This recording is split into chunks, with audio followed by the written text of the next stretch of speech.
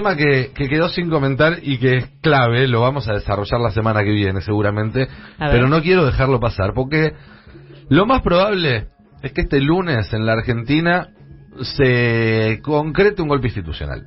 A ver. Porque no hay otra forma de describir lo que va a pasar con el Consejo de la Magistratura.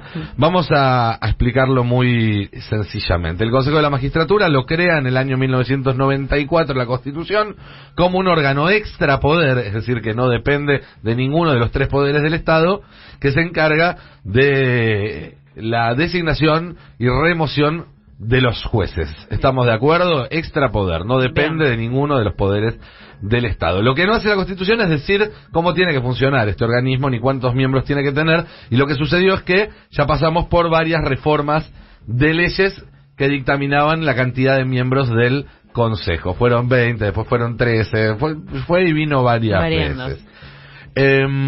Hasta el año 2008, cuando se hizo una reforma por iniciativa de Cristina Fernández de Kirchner, y que es la que está actualmente vigente, el Consejo de la Magistratura tenía 20 miembros y estaba encabezado por el presidente de la Corte Suprema de Justicia, algo que iba en contra justamente de lo que la propia Constitución decía y motivo por el cual Cristina avanzó con este cambio.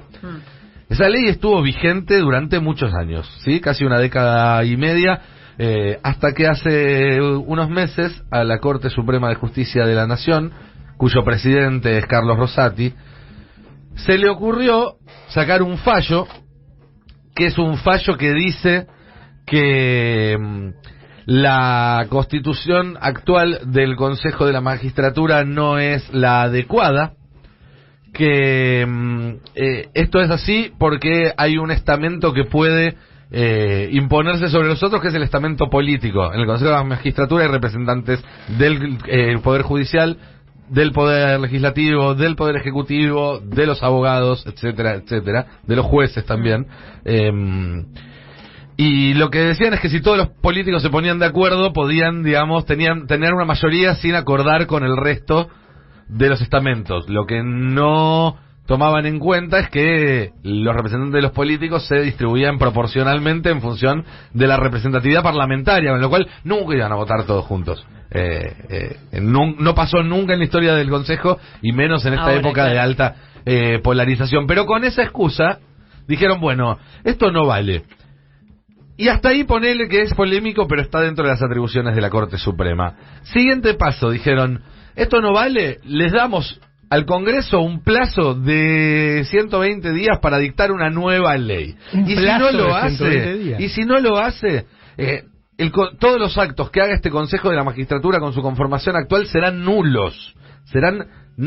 Eso es algo que la Corte Suprema no tiene potestad para hacer. No hay jurisprudencia que indique que una Corte Suprema en la Argentina tome ese tipo de decisiones y las haga valer. Y mucho menos lo que sigue, que es una cláusula del fallo que dice que, cumplida esa fecha, si el Congreso no dictaminó una nueva ley, entrará en vigencia la ley anterior.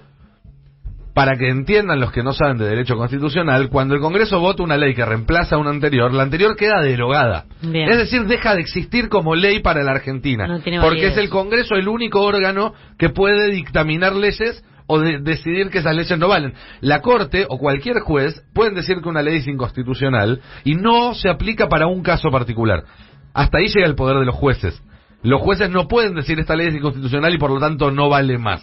¿Sí? No existe eso en el sistema jurídico argentino. No, lo que no pueden tampoco es tomarse atribuciones que no les corresponden, porque estarían decidiendo cuál es esa ley, digamos. Exactamente, bueno, mucho menos pueden legislar y decir que otra legislación que había sido derogada entra en vigencia. Pero ¿cuál es el detalle de esta ley que dice que tiene 20 miembros el Consejo de la Magistratura? Que uno de esos 20 miembros y el que preside por ley el Consejo de la Magistratura es el presidente de la Corte Suprema de Justicia. Es decir, que Rosati firmó un fallo en el cual excede las capacidades que la Constitución le da a la Corte Suprema y que dice que si no se cumplen una serie de condiciones extremadamente difíciles de cumplir, porque hacer que este Congreso se ponga de acuerdo para sacar una ley en un plazo tan corto era algo que Rosati sabía que no iba a pasar, o que con mucha probabilidad no iba a pasar, y en ese caso, ¿a quién le toca asumir? A mí. Es decir, Rosati firmó un fallo que lo pone a él como presidente de un poder que la Constitución dice que no le corresponde presidir. Y eso, en mi diccionario, es un golpe institucional. Claro. Sí, un golpe institucional pequeño, en miniatura, no llega a ser un golpe de Estado, pero en todo caso sí, ¿por qué no pensar que es un ensayo general? Por eso creo que lo que va a pasar a partir del lunes, y que va a poner absolutamente en jaque todo el sistema institucional de Argentina, porque se va a paralizar el mecanismo por el cual se pueden castigar o nombrar jueces, Claro. es sumamente grave y requiere también, como decíamos antes, del tema económico, que un gobierno que por un lado se ponga de acuerdo entre sí para dónde va a ir y luego avance con fuerza y tome la iniciativa, porque quedándose esperando a ver qué hacen los jueces, bueno, lo más probable es que los jueces sigan tomando ficha por ficha. Es que vienen avisando, ¿no? Que la movida es esta. Venían avisando. El lofer sigue vivo y coleando. Y es que uno parece que el Consejo de la Magistratura es completamente ajeno y que por qué me va a importar y qué tiene que ver con mi economía, pero en la vida diaria nos termina impactando más de lo que uno piensa, Y las decisiones de esos los jueces sobre en materia económica, en materia de género, en materia de un montón de cuestiones. Esos son los jueces que después dictaminan que, por ejemplo, sea legal o no subir las Claro, detenciones. por ejemplo. Por ejemplo. Por ejemplo.